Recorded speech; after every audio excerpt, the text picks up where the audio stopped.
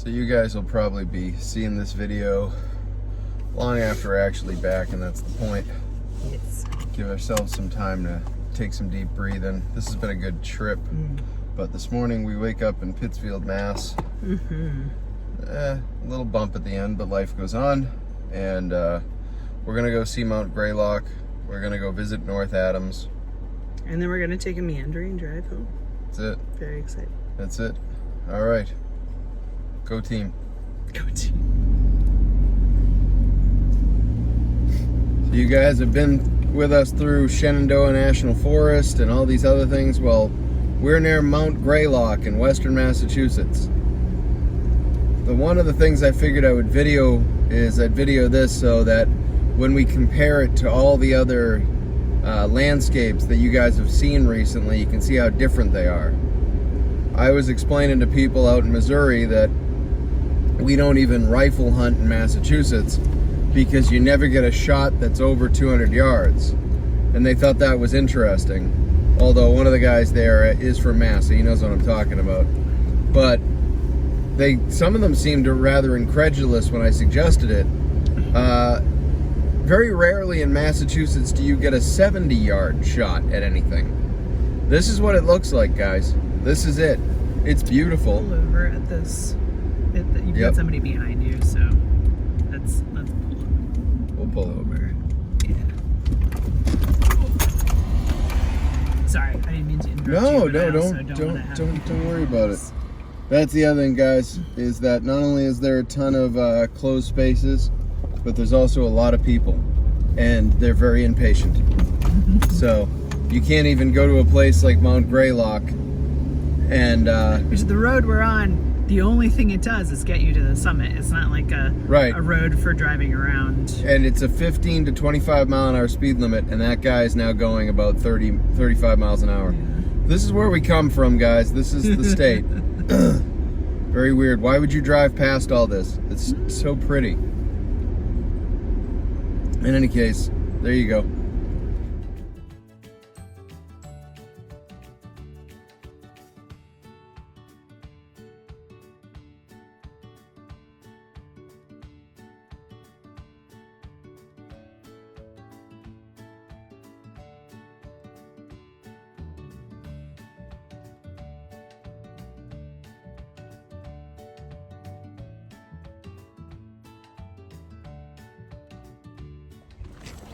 So we're almost at the top of Mount Greylock.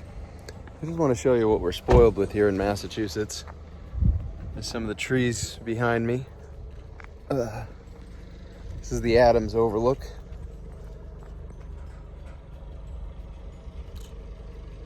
Look at that. Look at the mountains in the distance. Yeah, we come from a brutal state. I don't like the laws. I don't like a lot of the people, but the landscape's amazing. I'm a big fan.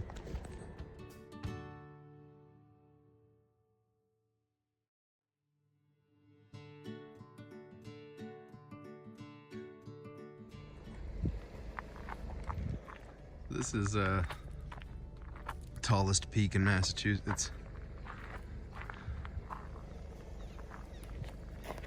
See the mountains in the distance.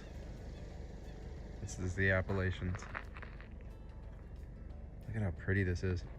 God, that's pretty. You know what? We drove through all of Shenandoah National Forest looking for something like this, and there was some elements in the valley were the same, and the mountains in the distance weren't as distant. They were a bit bigger and they were a bit closer, but the views, this is way prettier. Way prettier. Lake down there. It's amazing. It's so pretty. All right. You ready, best friend?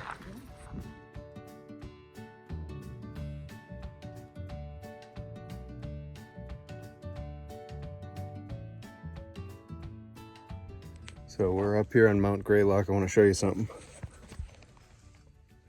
See that? That's a lynx. I think you're a little off. Haven't been lynx here in quite a while. They put a lynx and a porcupine and a rabbit. Porcupine, so that rabbit's non-native. Porcupine are around, but I don't see them much in Western Mass. And lynx were removed from Western Mass decades ago, trapped out completely, unfortunately. Now the only place you get them is northern Maine, northern New Hampshire, and parts of northern Vermont. Although, don't get me wrong, I would love to see a lynx. I really would. Even more a mountain lion. So this is a three-dimensional map of Greylock, just under 3,500 feet. Cool thing about this is that it actually collects water. Now, that's the top of the mountain.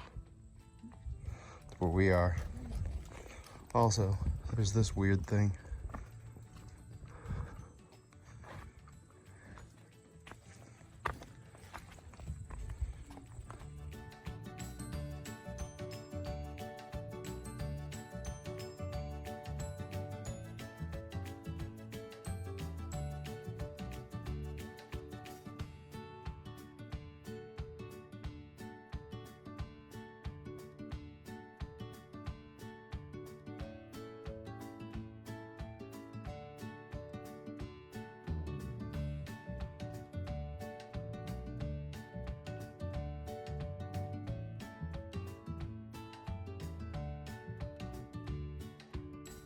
So Greylock is the only subalpine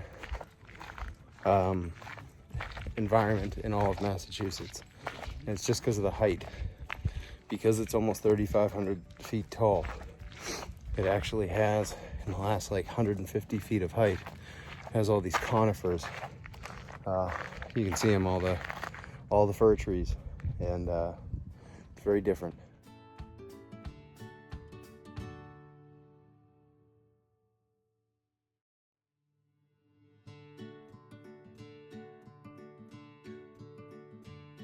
I don't know, guys. We're spoiled, very lucky people.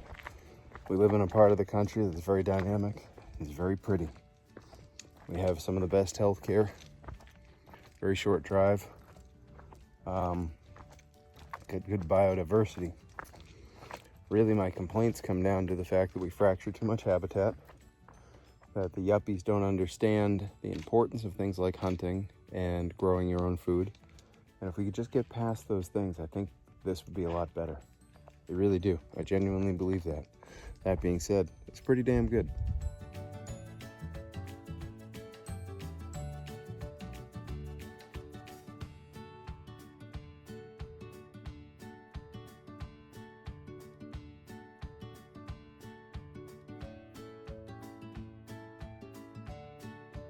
We're just saying that we're glad this is the last stop on the trip. This is good. Kind of not planned. We planned it last minute. This has been really productive. Feeling good. Ready to get back into it. Ready to sling some ink and throw some paint. You know what I'm saying?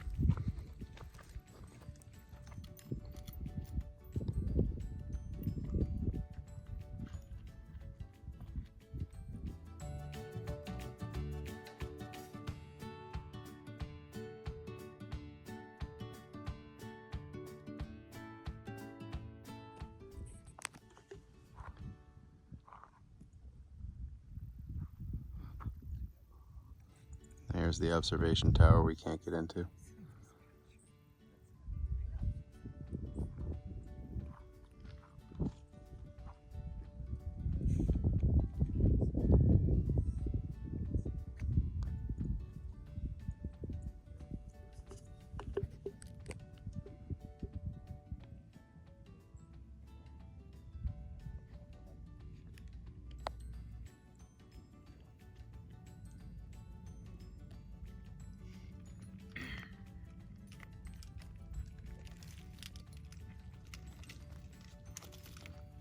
What do you think, best friend? Oh, I think it's beautiful. It really is. It's really, really cool.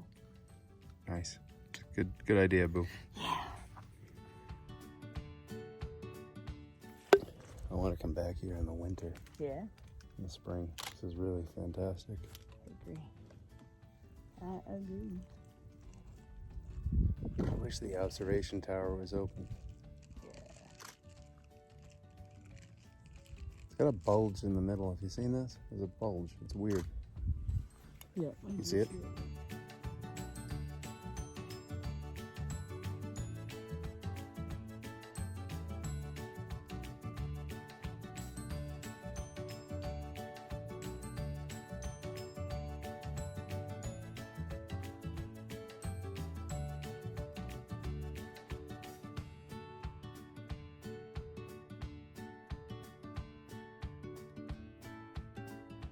The vistas on top of Mount Greylock, gorgeous. I don't know. I feel like there's more dynamic and beautiful things in my own backyard than there were in the whole trip. That being said, the trip was a lot of fun. A lot of nice people. A lot of really nice people. But honestly, I'm glad to be home. The Northeast, New England is my home. I don't think I could ever leave. Not really. Also, the car now sounds funny. At least it waited until it got back into the state to have some issue. No idea. Not a mechanic. And it's not even October yet, so we've got all of autumn in New England. Oh my goodness, isn't that great? That's great. Best day ever. Best day ever. Until we get to tomorrow. Tomorrow's gonna be the best day ever too. Good stuff. So you hadn't been up here since college, right? Yeah, it's definitely, and I think it was like my freshman year, so not since 95. And I've never been up here, so that was good. We're gonna have to come back here in the winter because this is really pretty and dynamic. Very pretty. All right, Pretty, now to North Adams. I've never been to North Adams. Have you? Don't think so. Don't think so. All right, off we go. We're gonna do the time lapse down Mount Greylock because that'll be fun. Because we like fun. We like fun.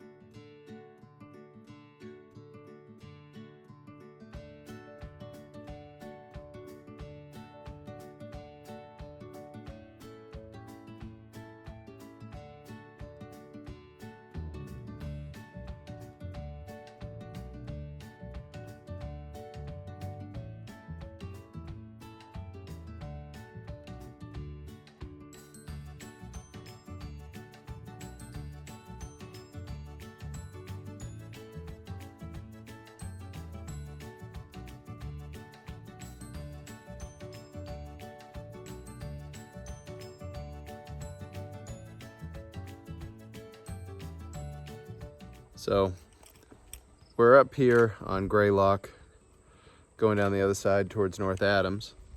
Here's T. And this used to be the ocean floor 500 million years ago. So like 200 million years before most of the plants we know of. 300 million years before the dinosaurs, I think. And between that time and now, there have been countless ice ages, I would think. Countless. Like glaciers going out, coming back, going out, coming back, smashing, pounding, grinding everything down into bits. It's just crazy. You know, the world's going to be here a lot longer than all of us will. It has been. It will be. I love when people are like, we got to save the planet. You can't even save each other. George Carlin. Can't take care of each other, but you're going to save the planet. Planet's been through worse than us. It'll be here long after we're gone. It just would be nice if we were here too. You know.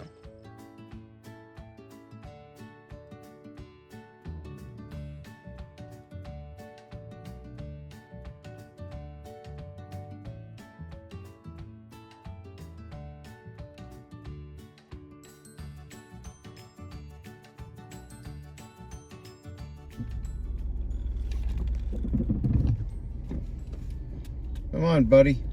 Get out of the road. Oh, they're all too dark. and headed onto it.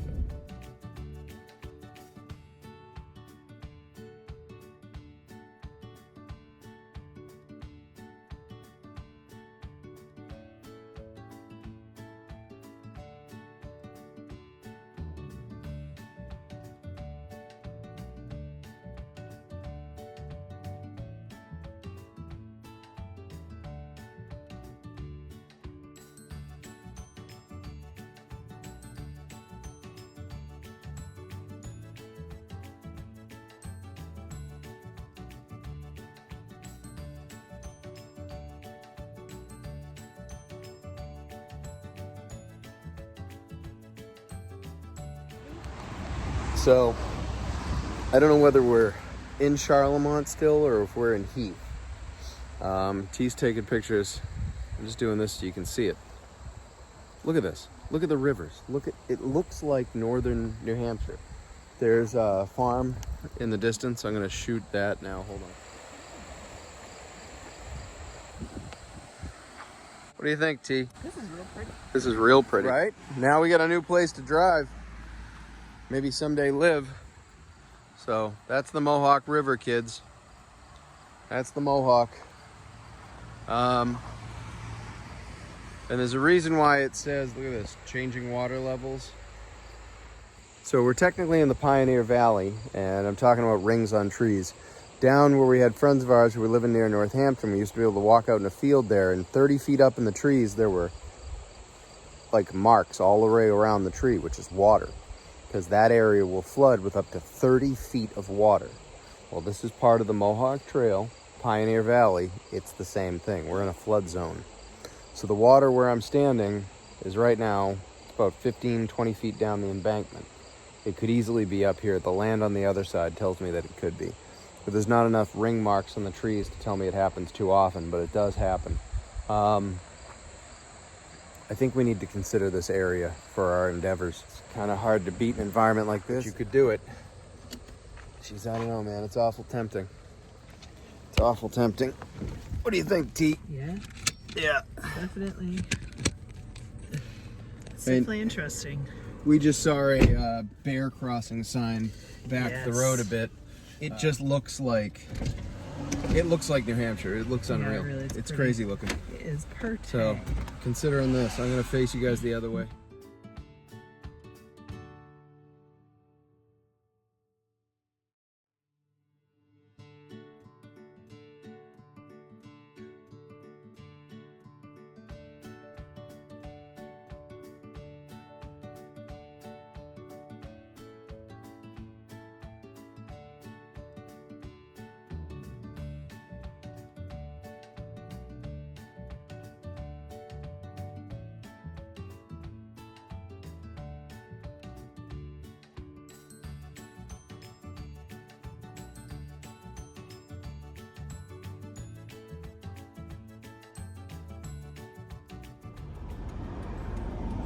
So you're looking at the front of the French King Bridge.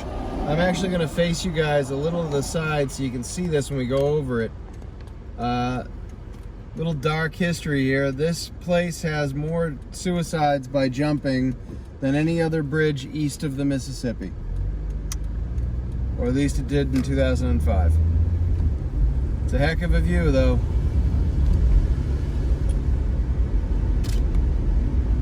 Which you're not seeing any of.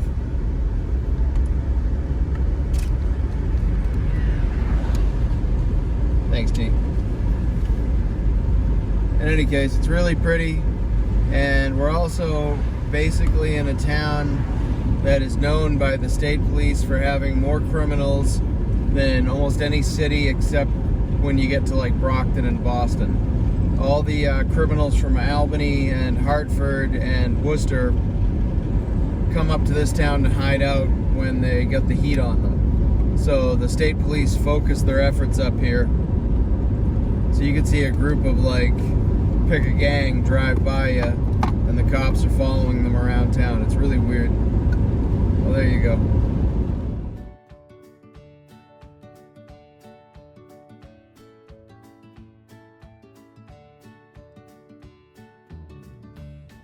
So, in order to you guys won't see this until a few days from now, but today is technically middle of the week, almost end of the middle of the week.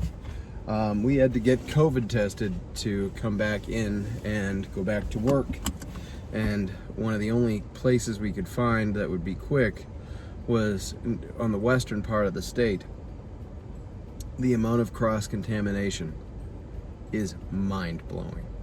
I watched the guy drop one of the thermometer covers on the ground, and within 10 seconds had picked it up with his right hand.